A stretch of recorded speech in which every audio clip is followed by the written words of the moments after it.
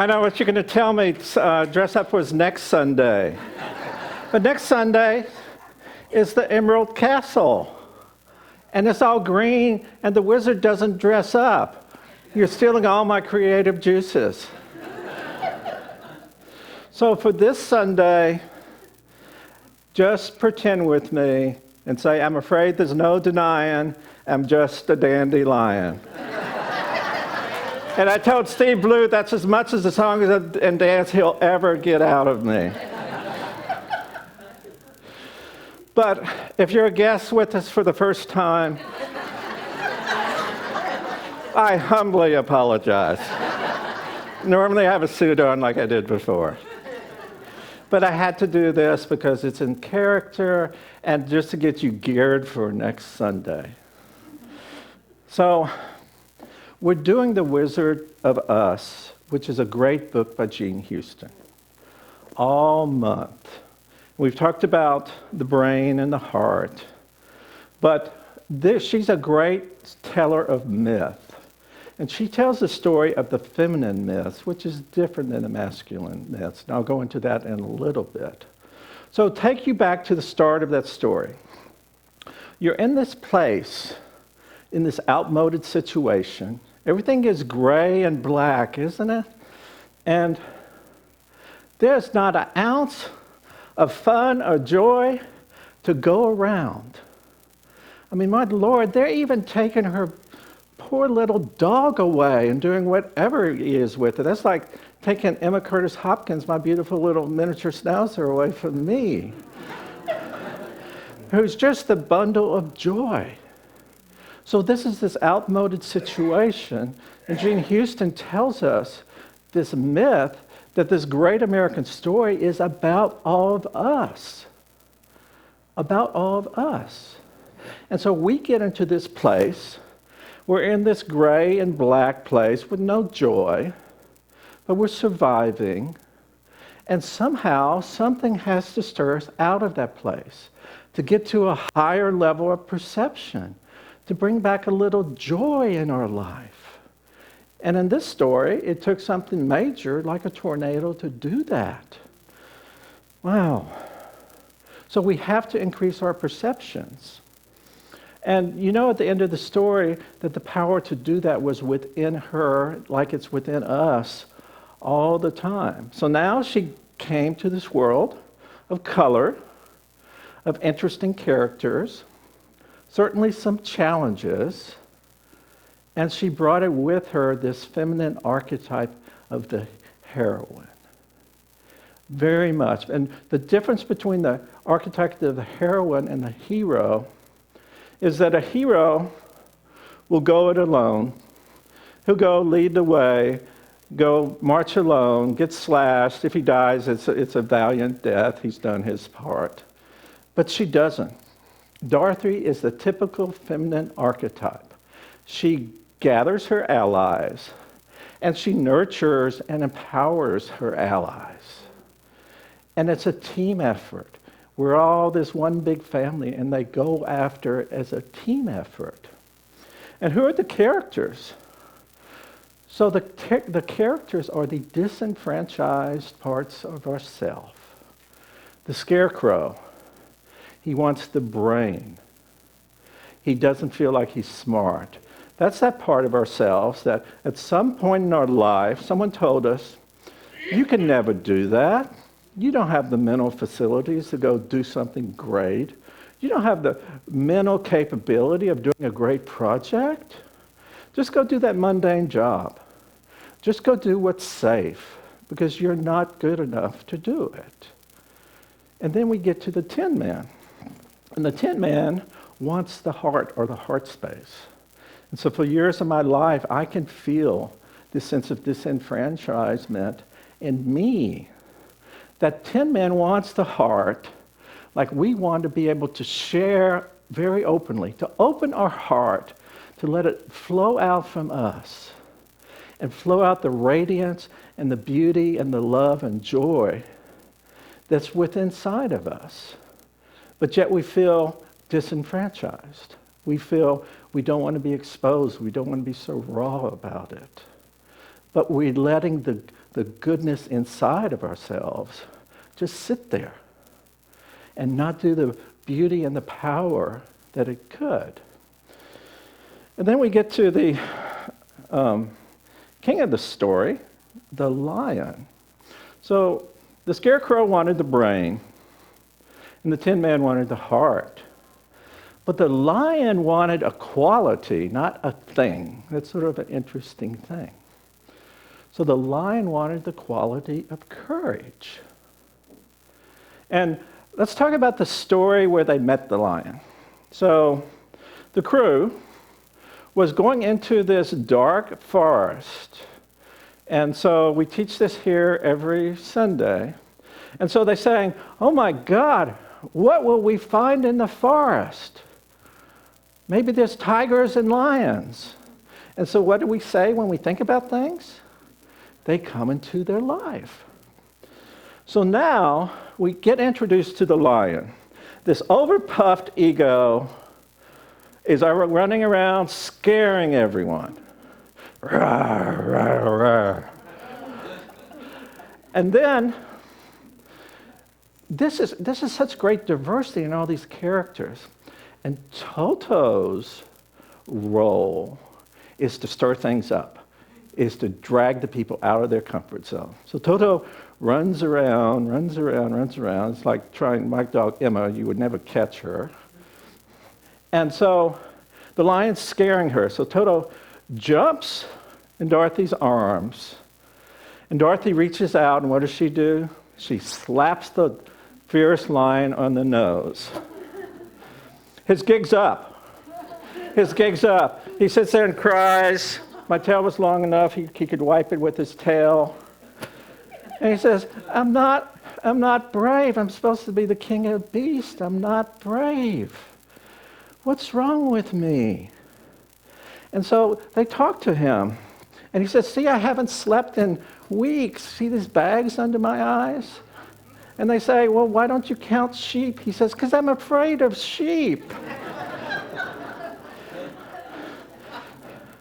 So Dorothy, cheering the others along, being the good feminine archetype, gets him going in the right direction. And this scaredy cat of a lion does a few things in that story. I have to look at my list so I don't forget any of them. He climbs the impossible mountain. He tricks the witch's armed guards. He dons this pitiful disguise that barely covers him, almost like this one. He enters the witch's castle to rescue Dorothy. He defeats the magic of the evil creature. He holds his own to all the blasphemy and billowing of the wizard. And then at the end, he's the one that speaks up for Dorothy. So why does the lion want courage? Courage is a very, very important thing. And a lot of times it's not what we think it is. So Maya Angelou tells us that courage is the most important of all virtues.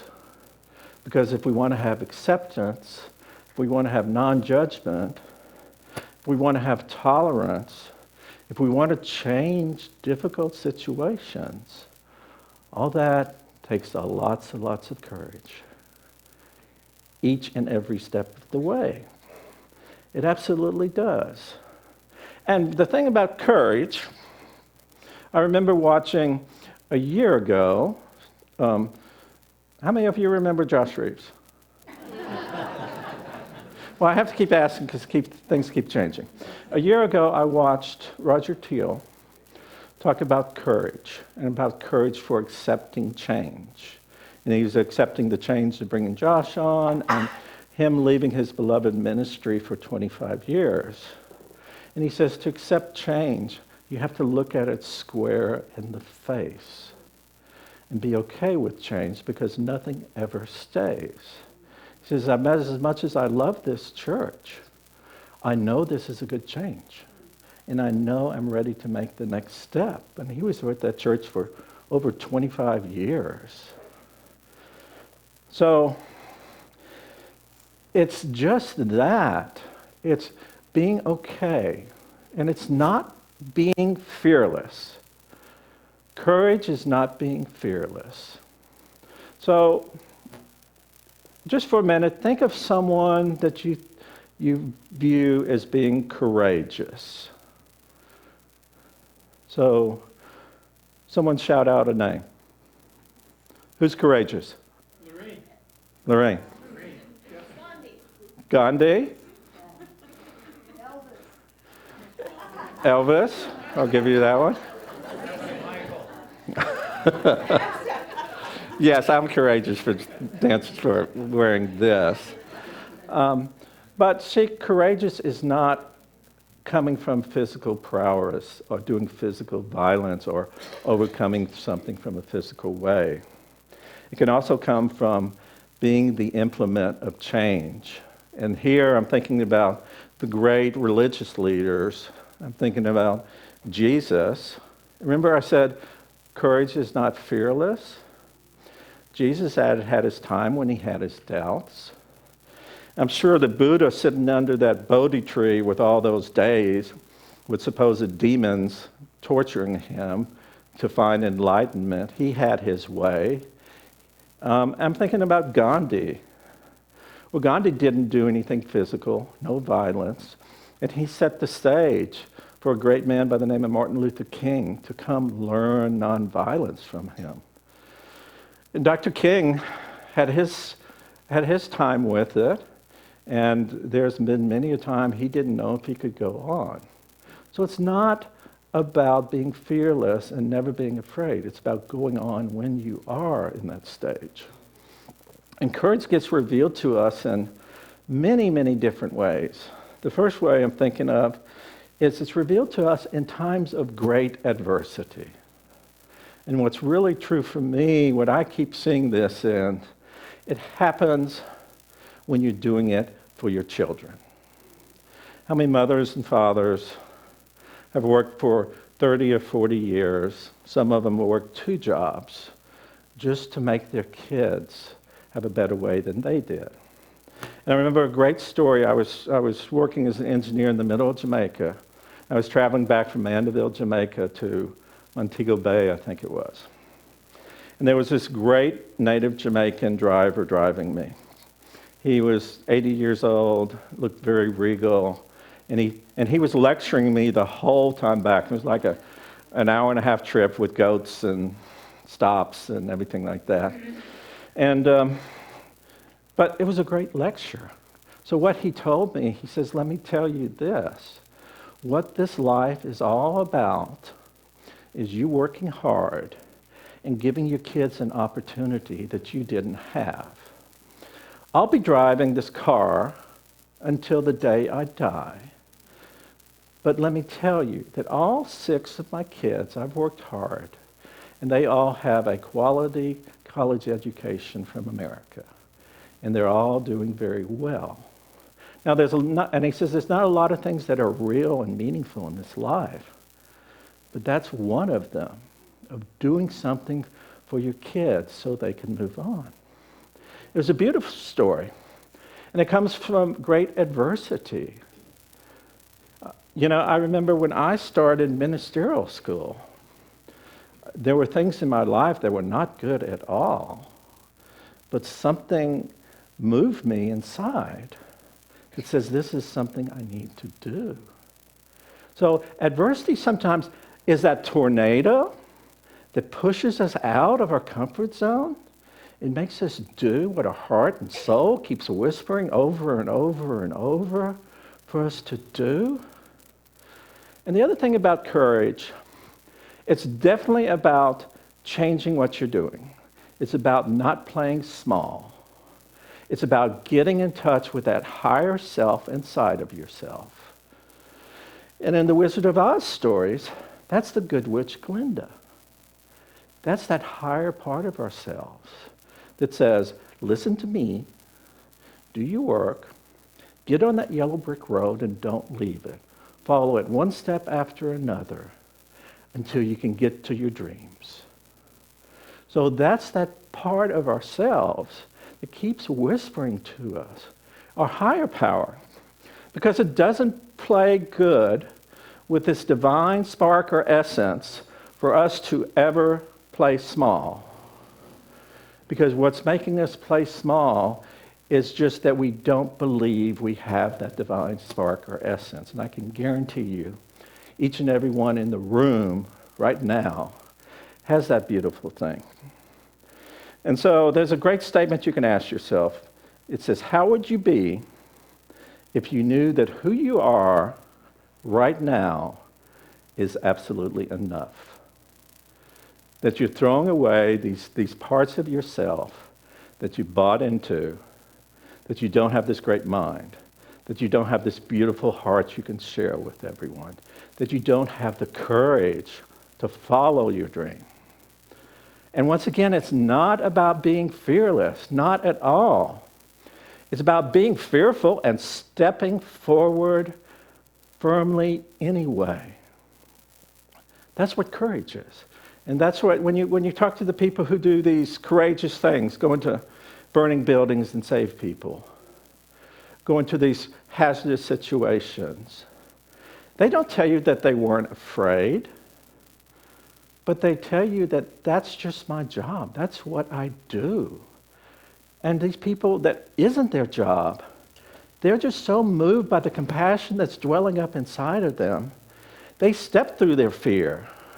They find what they want to do. And that's available. This courage is available to all of us because we can listen to that part of us that's Glinda the Good Witch and ask what is ours to do.